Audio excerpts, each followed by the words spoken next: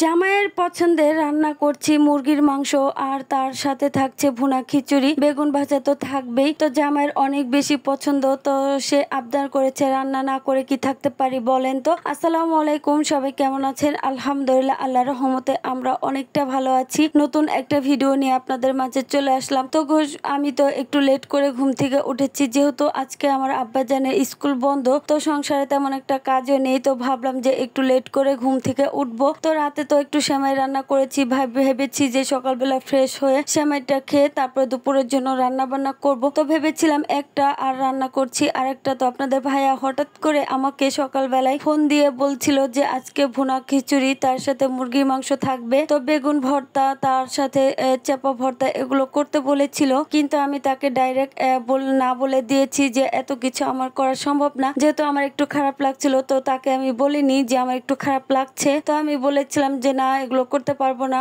শুধু মুরগির মাংস আর ভুনা খিচুড়িটা করব। তো সে বলছিল ঠিক আছে, আমি বেগুন পাঠিয়ে দেবো, একটু ভাজা করে রেখো। তো সে ভর্তার কথা বলেছিল, আমি শুনতে পাইনি, আর আমি বেগুন ভেজে রেখেছিলাম। তো যাই হোক, কথা বলতে বলতে কিন্তু আমার মুরগির মাংসটা রান্না প্রায় শেষের দিকে, যেহেতু একদমই অল্প করে রান্না করছি আর খিচুড়ির সাথে খাবো, তো একটু ভুনা ভুনা করব। তো পুরোটা ভিডিও করতে পারিনি, যেহেতু ছেলে আছে, একটু দুষ্টুমি করছিল, তো বারবার রান্নার কাছে আসছে আর দৌড়াদৌড়ি করছিল। তো ওর সাথে কথা বলতে বলতে কিন্তু আমার রান্নাটা প্রায় হয়ে গিয়েছে। তো যাই হোক, এখন কিন্তু আমি ভুনা খিচুড়িটা করে নেব। আর পোলাওর চাল দিয়ে সবসময় আমি খিচুড়িটা করি, তো ভাতের চাল দিয়ে যখন খিচুড়িটা রান্না করি তখন একটু পাতলা খিচুড়ি করি। আর যখনই একটু পোলাওর চাল দিয়ে খিচুড়িটা করার জন্য আমি রান্না করি, তাহলে এইভাবেই রান্না করি। তো প্রথমে আমি কড়াইতে তেল, তারপরে দারচিনি, এলাচ, তেজপাতা দিয়ে দিয়েছি, পরিমাণ মতো পেঁয়াজ দিয়ে দিলাম। তো একটু নাড়াচাড়া দেওয়ার একটু হালকা বাদামি করে নেবার পর কিন্তু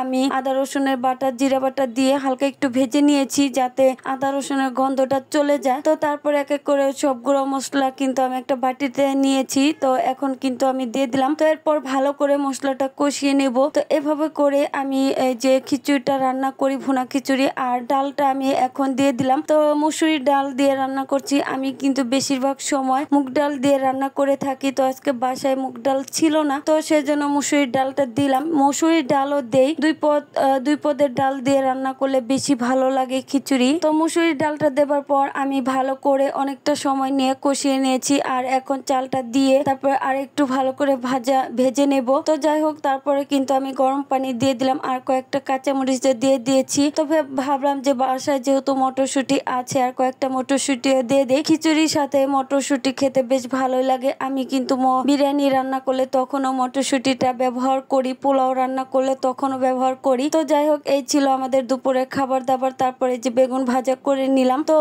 দুপুরে খাওয়ার সময় আর ভিডিও করিনি, বিকেলবেলা একটু ছাদে গিয়েছিলাম, সবাই একটু শাড়ি পরেছিল, তখন একটু তরমুজ নিয়ে বসে বসে খেলাম আর ওদের একটু দেখলাম। তো যাই হোক, ভিডিওটা কেমন লাগলো অবশ্যই জানাবেন। আজ এই পর্যন্তই, আল্লাহ হাফেজ।